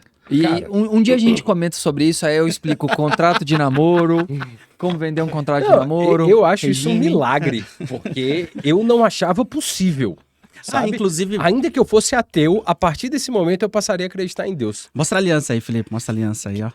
Ó. Primeiro podcast do cara casado. É outro nível podcast de hoje. Outro nível. Agora sim. E falar Homens nisso, casam. hoje é meu aniversário de casamento. Hoje é seu aniversário de Hoje é casamento? meu aniversário de casamento. Parabéns, cara. Muito obrigado. Nosso parabéns pra Yasmin também, porque Passo ela pra merece ela. mais do que você. Pelo que eu sei, ela rezou muito mais do que você, né? Não, eu, muito mais que ela, né? É. Ela orou Quem pouco. rezou mais? Eu. Ela orou pouco, eu orei muito mais. Pra ela só veio a penitência, então. É mais ou menos isso. Tá certo, vamos lá, vamos voltar pro podcast. A procrastinação, tá vendo aquela ideia da fuga? É exatamente isso. Mas tem essa sensação de missão cumprida, né? Que você, obviamente, vai chegando lá e vai ficando mais fácil. Agora, aquele quinto problema, aquele inimigo da produtividade no escritório. Cara, um que na minha visão ele não tem absolutamente nada a ver com o direito, mas ele é intrínseco à própria existência. O autocuidado. Excelente. O advogado pensar um pouco em si, no que ele faz para aliviar a pressão, o estresse de todos os dias, controlar algo que eu acho que hoje é inerente ao ser humano, que é a ansiedade, e que acaba evoluindo num nível mais drástico, às vezes, para depressão, algumas crises de burnout. E aí, quando a gente fala em burnout, não sei se o Léo já experimentou, mas nós dois já tivemos alguns, e aprendi a controlar isso.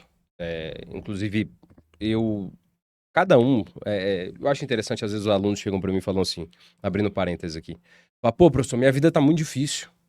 Minha vida é muito complicada, porque fulano ficou doente, ciclano tá mal, e meu cunhado aconteceu isso, e minha irmã isso, meu filho tá assim. Fala, galera, sabe, se você esperar a sua vida ficar 100% para você poder produzir, sabe o dia que você vai produzir? Nunca. Não vai ter produtividade nunca.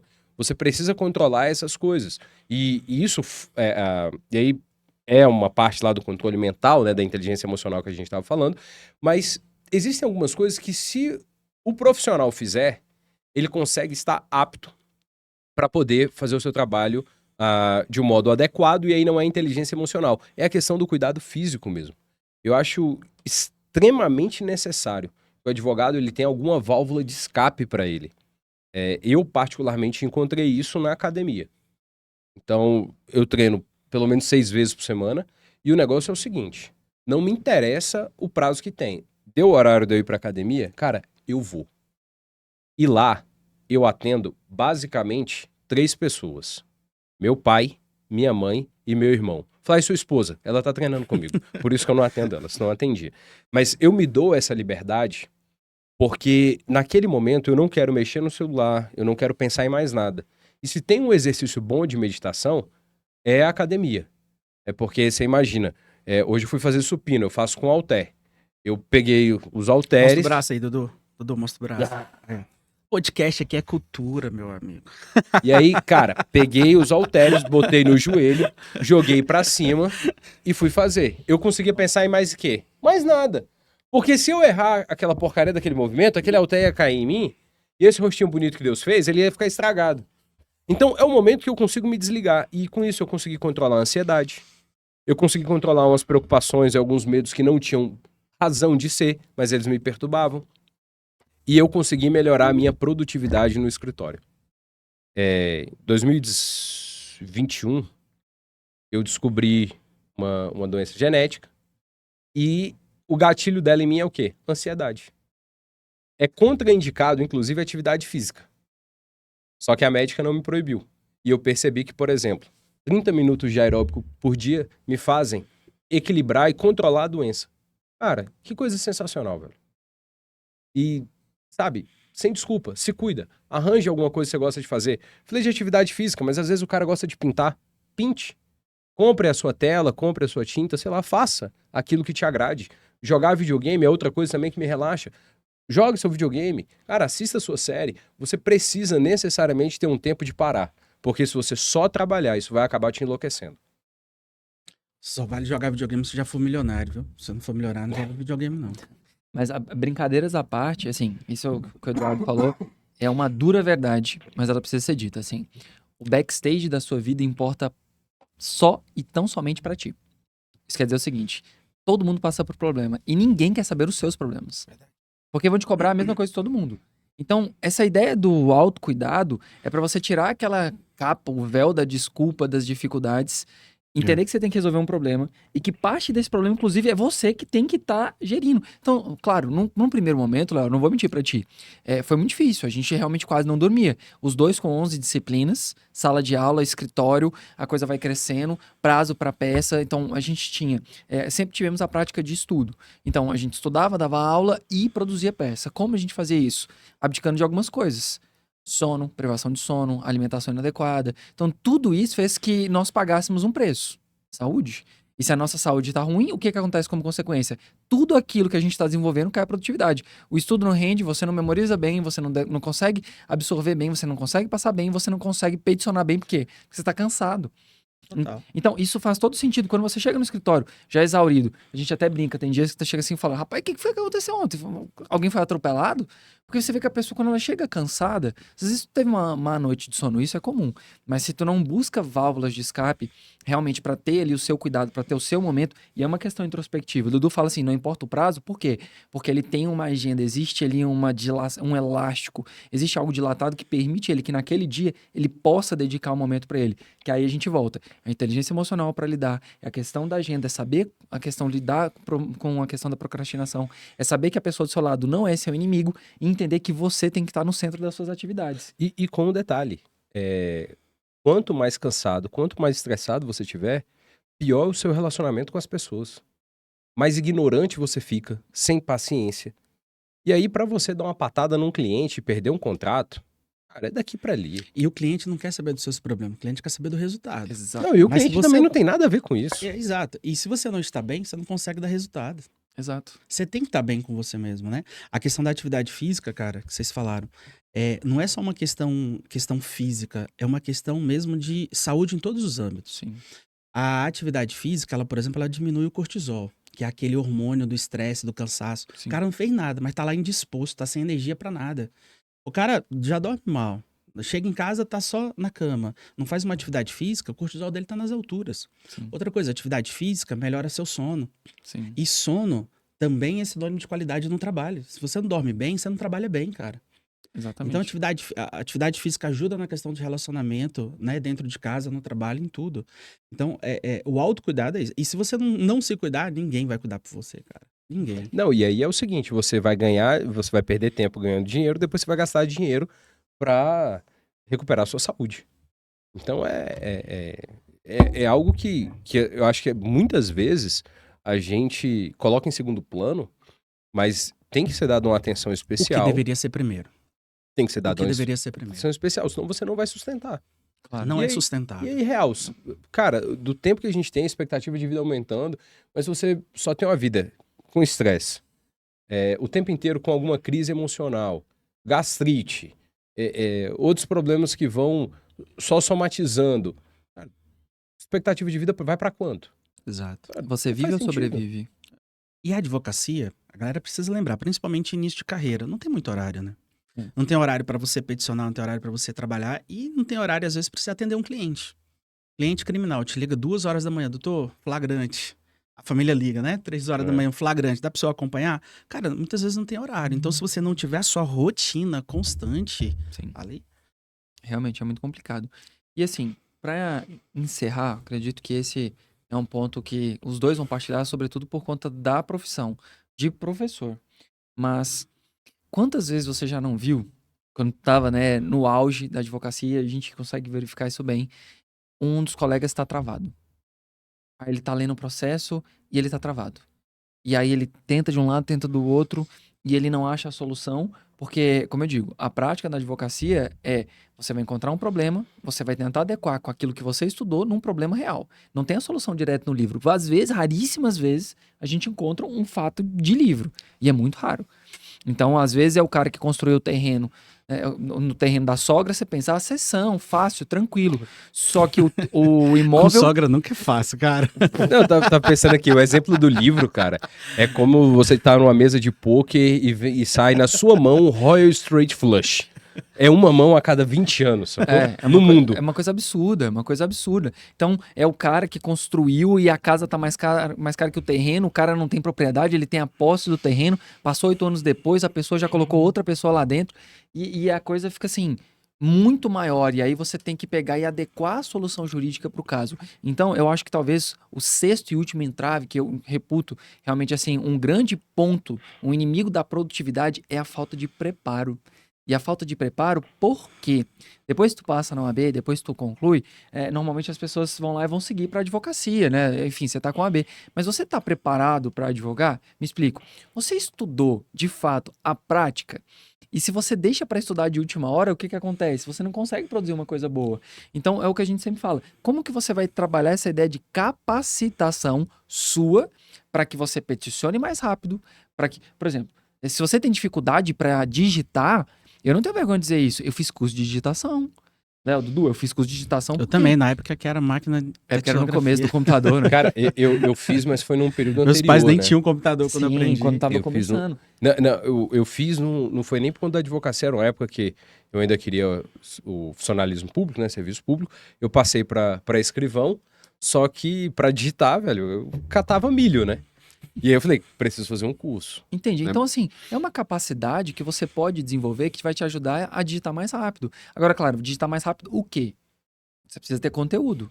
Então, é a ideia de fazer cursos de capacitação para entender estruturas, para você bater o olho e entender aonde localizar exatamente o problema e a solução. Eu sei o que fazer neste momento dessa forma. Qual procedimento eu vou utilizar? Qual a forma eu vou utilizar?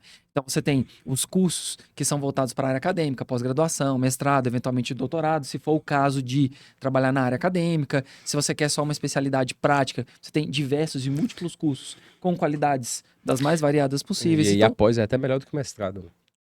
porque após ela vem logo no imediato e ela não te exige tanto conhecimento. Igual o mestrado a gente teve talvez a maior carga e sobrecarga de exigências técnicas que não são utilizadas na prática do que eventualmente na pós. A pós é como se fosse uma graduação 2.0, porque ela vai trazer alguns conceitos novamente, vai trabalhar alguns conceitos e vai te dar algumas floreadas Tem algumas ali de prática. práticas Tem algumas também. práticas, elas são pinguinhos ali, chuvinhas de prática que você vai pegando. E aí, essa você começa a ver.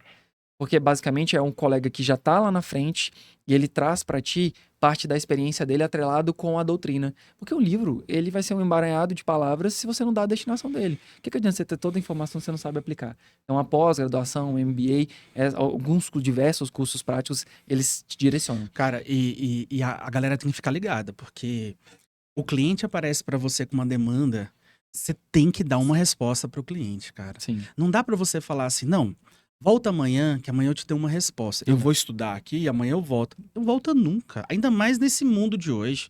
Talvez antigamente isso até funcionava.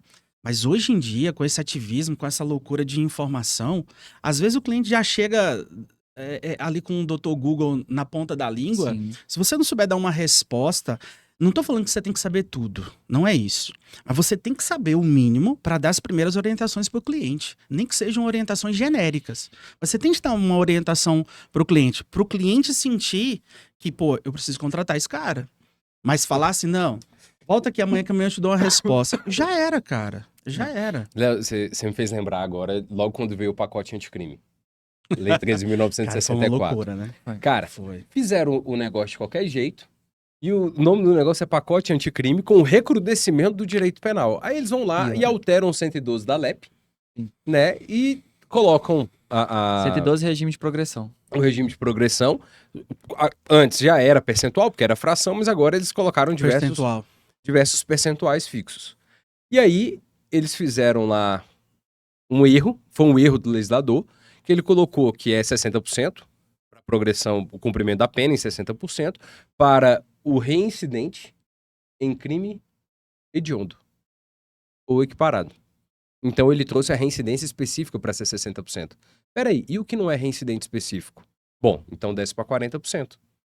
E aí tinha um cliente reincidente, mas não era reincidente específico, ele tinha praticado um crime que não era hediondo antes e agora estava cumprindo pena por tráfico. Cara, ele me ligou 6h30 da manhã, velho. Eu não sei como é que... Acho que ele saiu do centro de progressão e me ligou. E ele falou, ô doutor, bom dia. Falei, quem é? Ele falou, fulano. Eu falei, opa, e aí? Ele, doutor, Léo, sem mentira. Felipe, sem mentira. Ele falou assim pra mim, doutor, então, com essa alteração legislativa do artigo 112 da lei 7.210 de 84, eu falei, hã? Parece que eu tava conversando com outro advogado. Parecia que eu tava negociando alguma coisa ali com alguém formado e com E normalmente o conhecimento. advogado nem fala o número da lei, né? Fala o nome da lei. É. Né? E aí eu falei, caramba, e ele foi falando, e eu tentando acordar, porque de manhã eu não sou ninguém. E ele trazendo ali as ideias dele. E, cara, imagina se eu não tivesse lido o artigo antes. Porque aí depois ele falou assim, porque aí tem essa questão da lei e tem a jurisprudência. Essa hora, já devia ser umas 7h45, já tinha, aliás, umas 6h45, tinha uns 15 minutos ele falando e eu tentando viver, ressuscitar. E aí eu falei, cara, agora não é possível que ele vai entrar em jurisprudência. Eu falei, não é possível, eu só queria dormir agora, depois a gente conversa. E aí ele foi falando e, cara, o que ele falou tinha razão. Ele tava certo. Ele só não precisava me ligar aquele horário. Mas tava certo o que ele tava falando. E já ia fazer o pedido pra ele disso, Cara, a de verdade é que progressão. ninguém tá certo quando liga 6h30 da manhã. Não. Ninguém tá certo. Cara, se ninguém morreu, foi preso. E no caso dele não era isso, ele tava indo trabalhar. Ele podia me ligar na hora do almoço, por exemplo. A gente já ia fazer a petição para ele de progressão de regime. Porque ele já tinha cumprido o requisito objetivo, que é o tempo de pena cumprido. Então, mas a forma como ele trouxe, se a gente não tivesse tido uma preparação prévia, a gente ia ter um problema grandíssimo. Porque ele ia olhar e falar, cara, meu advogado não tá atualizado. Sim. Exatamente. E, Esse é o ponto. e é isso, é isso. Então isso é muito importante para acompanhar a jurisprudência, para estar entendendo o que está acontecendo. Então, vale a pena capacitação. Tá? Então, fique atento com relação a isso. É um tópico importantíssimo na vida de qualquer advogado, advogada que quer, de fato, atuar na vida prática. Porque, querendo ou não, porque assim, é muito fácil quando a gente está num cursinho, eu te dou os macetes. Macete para você fazer uma prova. Agora, a vida prática não é outra, cara. CQQ, FDP, VA. Você quer instrutor de inicial. É isso que eu falo pros alunos, né? Na vida real, o juiz não vai virar pra você e falar assim, e aí, doutor, alternativa A, B, C ou D. Não existe isso, cara. Exato. Não existe. Exatamente. Prática é prática, É. prova é prova. São duas coisas distintas. Mais algum ponto? Cara, satisfeitíssimo. Então, Acho que desse podcast dá pra surgir muitos outros. claro. Inclusive, você que está assistindo aí, está acompanhando, dê sua sugestão de tema. Nós adoramos quando temos sugestões, a gente gosta de interagir e ouvi-los. Então, deixa aí nos comentários sua interação, a forma, qual o tema que você gostaria de ouvir aqui, que a gente pudesse falar um pouquinho mais sobre essa parte da atuação prática e recapitulando para a gente pegar e nunca perder aqui o fio da meada, coisa de teacher, de tio. Vai lá, então. Primeiro tópico para a gente lembrar. Inteligência emocional. Segundo tópico. Agenda. Terceiro, procrastinação. Não ver todo mundo como concorrente. Cuidado pessoal. E, por fim, a questão da sua capacitação. Então, tudo isso atrapalha a produtividade sua e dos demais que estão ao seu lado no escritório. Tenha isso para ti como um conhecimento agregador. De fato, são práticas que a gente vê ao longo desses anos, vários anos de atuação. Então, realmente, se a gente puder contribuir e você quiser ouvir alguma coisinha, deixa aí no comentário. Eu agradeço imensamente pela oportunidade de estarmos juntos. Léo, como sempre, é um prazer estar contigo. Dudu, sempre juntos, né? Mais que hoje, desde sempre. Seu bígamo. E que continuaremos assim. Então, agradecemos a oportunidade para todos que nos assistiram aqui hoje. E caso queiram encerrar com algumas considerações finais, Um abraço para vocês. Não perca o próximo podcast. não perca o próximo. Tamo junto.